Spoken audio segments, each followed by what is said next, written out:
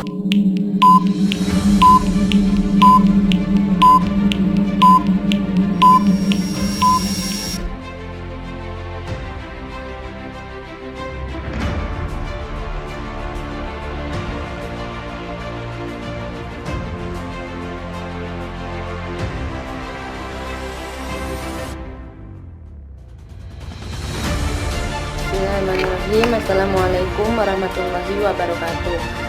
Perkenalkan, nama saya Hafifatus Solihah, NIM T 2019-7091. Assalamualaikum warahmatullahi wabarakatuh. Nama saya Vindi Fantikasari, NIM T 2019-7111. Perkenalkan, nama saya Putri Nurhaliza, NIM T 2019-7008. Perkenalkan, nama saya Muhammad Yamin, NIM T 2019-7134.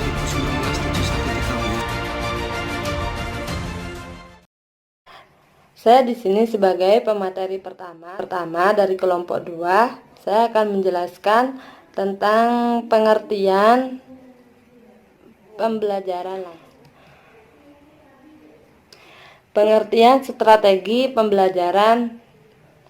Menurut Wina Sanjaya, strategi pembelajaran langsung adalah strategi pembelajaran yang menekankan kepada proses penyampaian materi secara verbal dari seorang guru kepada sekelompok siswa dengan maksud agar siswa dapat menguasai materi pelajaran secara optimal.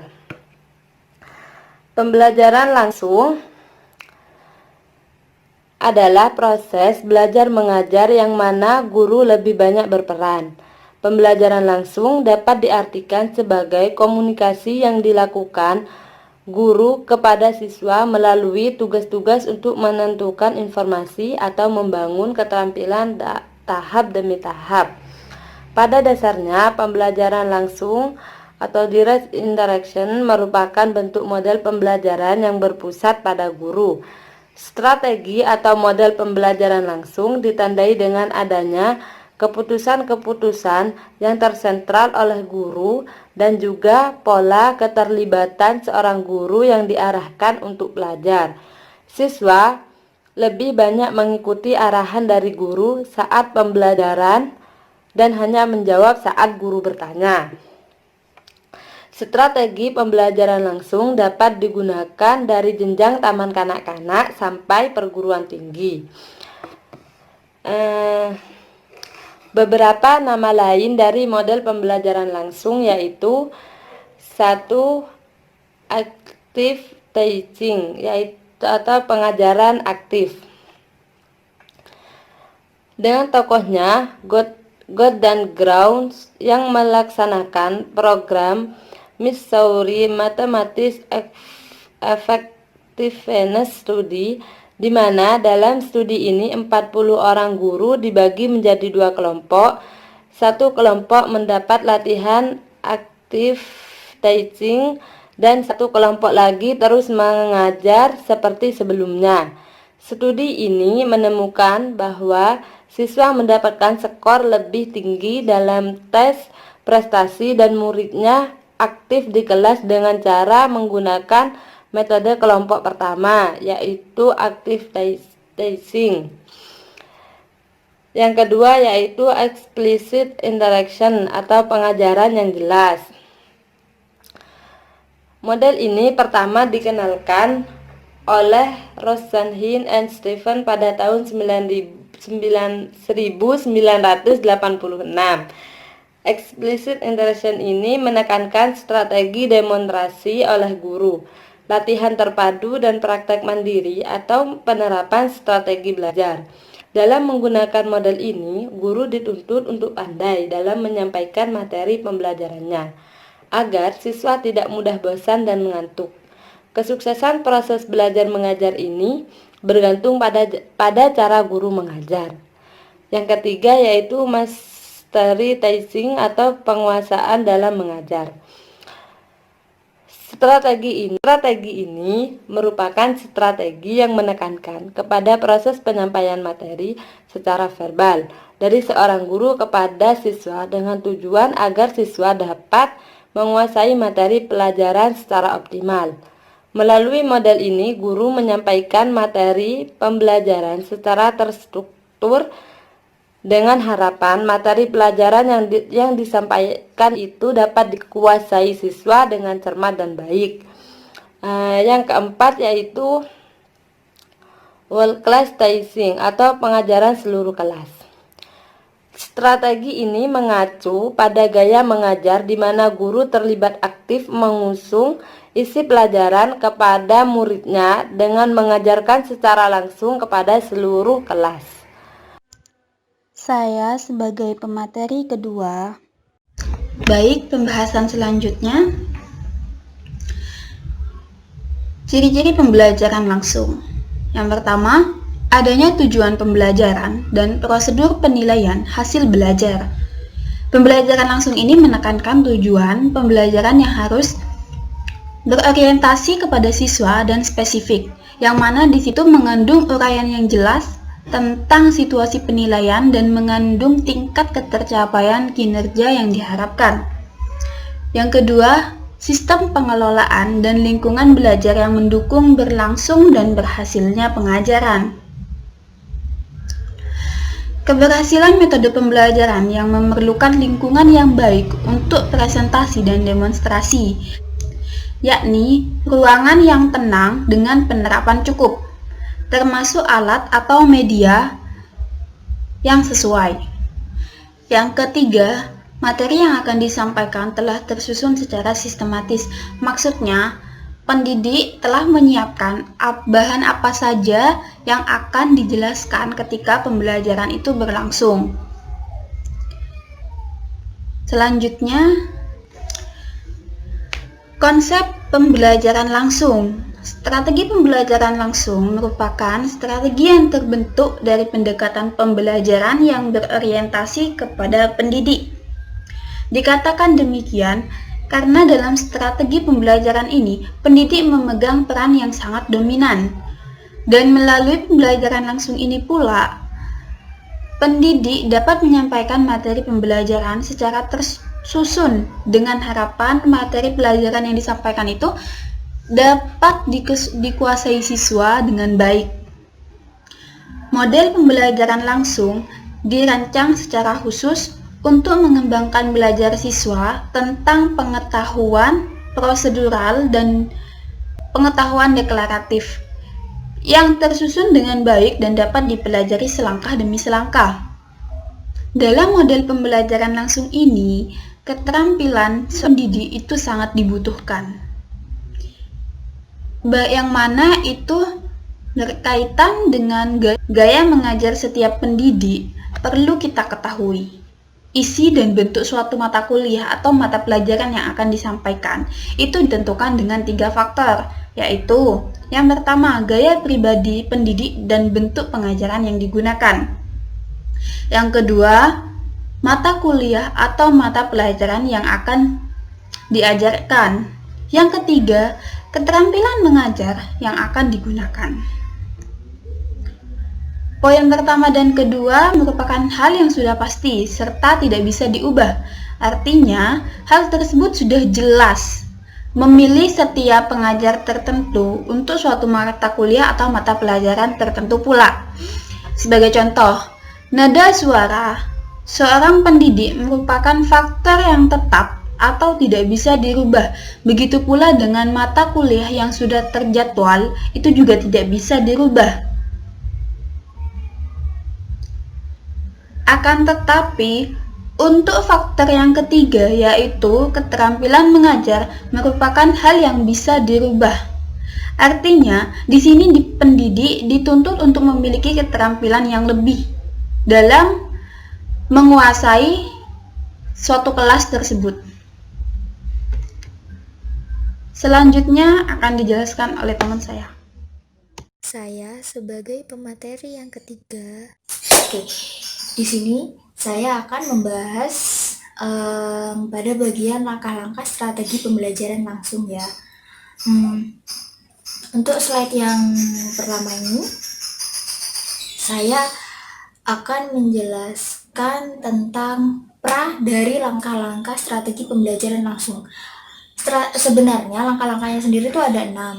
Tetapi sebelum kita menjalankan ke-6 langkah-langkah ini, kita harus tahu dulu langkah-langkahnya itu tadi. Nah, seperti yang ada pada slide ini ya, terdapat 3 langkah-langkah. Yang pertama yaitu rumuskan tujuan yang ingin dicapai. Nah, maksudnya sebelum melakukan pembelajaran, kita harus membuat atau merumuskan tujuan apa yang akan dicapai pada pembelajaran itu. Misal, pada mata pelajaran matematika, kemudian pada materi peluang. Nah, di situ kita pasti memiliki kompetensi dasar. Nah, kompetensi dasar kan sudah dijelaskan pada kelompok pertama. Nah, di situ kita akan membuatkan apa saja yang akan dicapai di situ. Nah, setelah itu kita lanjut pada langkah-langkah yang kedua, yaitu menguasai materi pelajaran dengan baik. Jadi, kita sebagai guru harus bisa menguasai pelajaran dengan baik. Karena apa? Jika gurunya saja tidak bisa memahami materi, bagaimana nanti muridnya? Sedangkan kita memakai strategi pembelajaran langsung, di mana guru lebih dominan, guru yang lebih banyak menjelaskan. Nah, seperti itu. Masuk ke poin yang ketiga, yaitu kenali medan dan berbagai hal yang dapat memengaruhi proses penyampaian. Maksudnya yaitu kita harus mengenali situasi dan kondisi dari kelas itu. Nah, siswa-siswanya tuh seperti apa maunya. Misal nih, mereka bosen di kelas, jadi mereka mintanya tuh di luar, seperti di lapangan, terus di perpustakaan, atau di taman sekolah. Kan bisa, itu kan juga guru bisa menjelaskan secara langsung. Malah nilai plusnya yaitu guru bisa menunjukkan secara langsung. Nah, misal IPA, kita bisa menunjukkan secara langsung kan. Nah, seperti itu. Kemudian kalau misal matematika, kita bisa terapkan, yaitu dengan mengukur jarak pohon. Kan bisa itu. Nah, dengan seperti itu kan kita enak, siswa nyaman, siswa paham, guru pun juga enak kan. Nah, seperti itu. Masuk ke slide berikutnya ya. Yaitu langkah-langkah dari strategi pembelajaran langsung. Yang pertama yaitu adalah persiapan. Nah, dalam persiapan sendiri terdapat 4 tujuan yang harus dicapai. Yang pertama yaitu mengajak siswa keluar dari kondisi mental yang pasif. Maksudnya itu kadang kan ada tuh siswa di kelas tuh yang pendiam, dia tuh malu untuk ngomong. Nah, di situ guru tuh harus bisa mengajak siswanya keluar dari kondisi itu. Jadi kayak apa ya? Guru tuh lebih mengajak siswa tuh untuk aktif, bertanya, memahami, mendengarkan, begitu. Nah, selanjutnya yang kedua yaitu membangkitkan motivasi dan minat belajar untuk siswa. Nah, tantangan nih bagi guru. Jadi, bagaimanapun caranya, kita sebagai guru harus bisa membangkitkan motivasi dan minat siswa pada saat kelas. Misal nih, kita ngasih kuis. Nah, di situ kita kuis, kita pancing mereka dengan memberi nilai poin plus. Dengan begitu mereka pasti akan aktif. Kemudian tujuan yang kedua yaitu membangkitkan motivasi dan minat siswa untuk belajar. Nah, maksudnya itu ya gimana caranya guru tuh bisa membangkitkan motivasi dan minat siswa untuk belajar. Misal nih contohnya di dalam suatu kelas kita membuat seperti pretest. Nah, di dalam pretest itu kita pancing siswa dengan cara siapa yang bisa menjawab, kita beri dia poin plus. Nah, seperti itu. Dengan begitu biasanya siswa itu akan aktif untuk menjawab, mempelajari yang sudah dipelajari. Begitu. Nah, untuk poin yang ketiga yaitu merangsang dan mengunggah rasa ingin tahu siswa terhadap apa yang akan dipelajari. Nah, di situ kita ya sama seperti melakukan pretest itu tadi. Namanya juga kan persiapan ya pasti persiapan ini tuh identik dengan pretest. Kita memancing siswa untuk mengingat kembali dan juga meningkatkan motivasi dan minat siswa.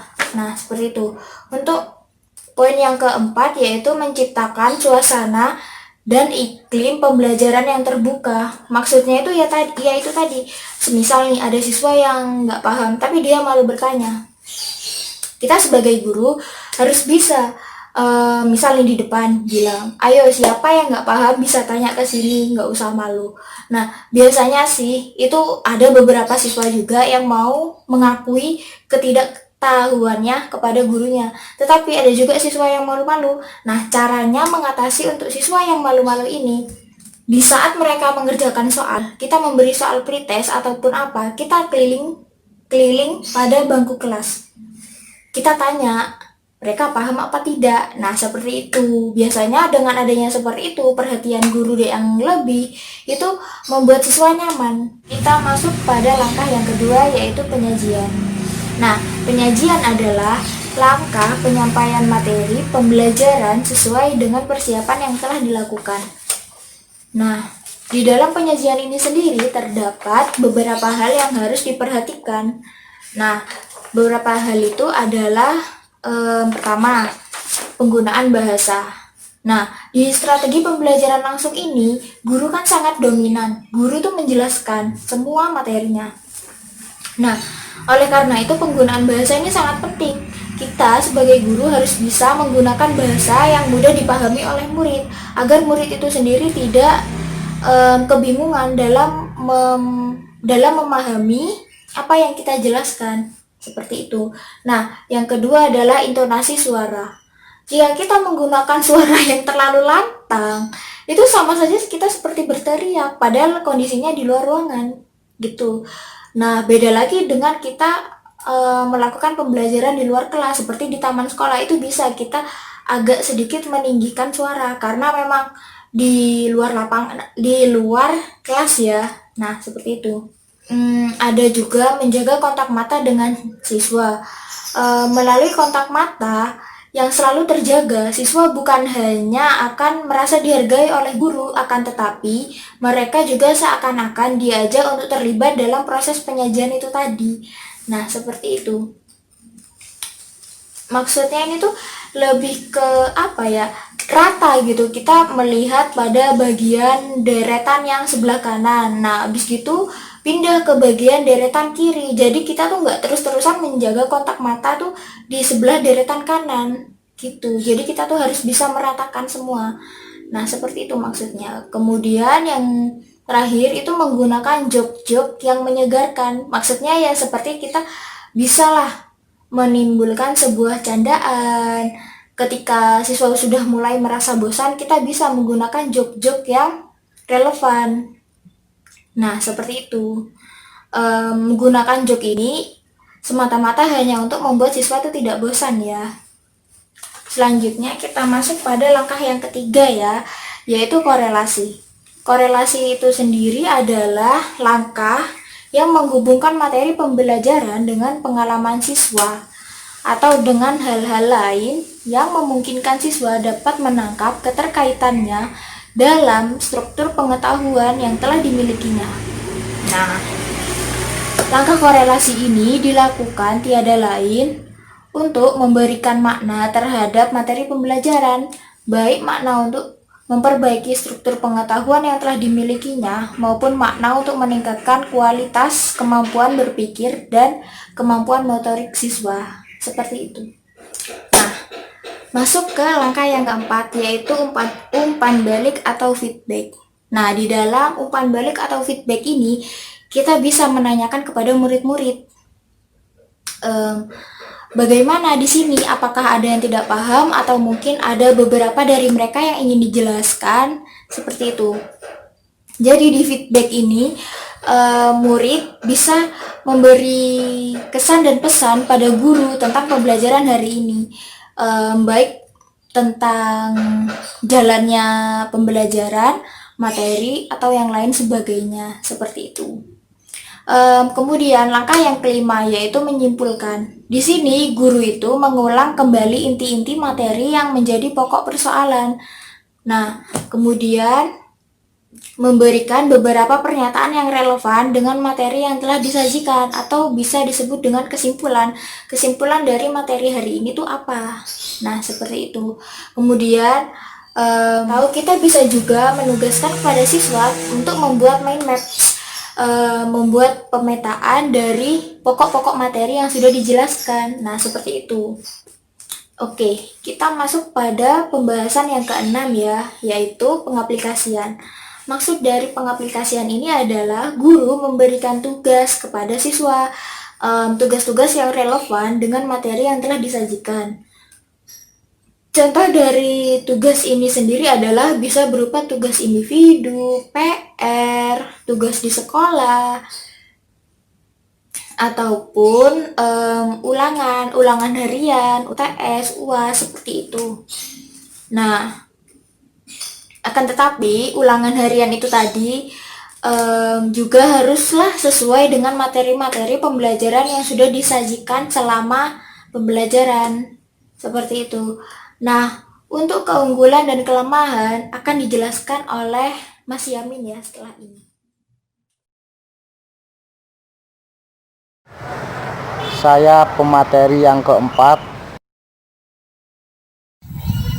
Strategi pembelajaran langsung ini atau direct instruction ini memiliki kelebihan. Di antaranya yang pertama, dapat mengontrol muatan dan keluasan materi pembelajaran. Maksudnya, kita dapat mengetahui sejauh mana siswa menguasai bahan pelajaran yang kita sampaikan sebagai seorang guru.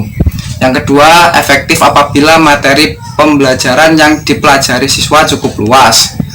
Kemudian yang ketiga, siswa dapat mendengar melalui penyampaian materi tentang suatu pelajaran, sekaligus siswa dapat melihat secara langsung. Yang keempat, dapat digunakan dengan jumlah siswa dan kelas sangat besar.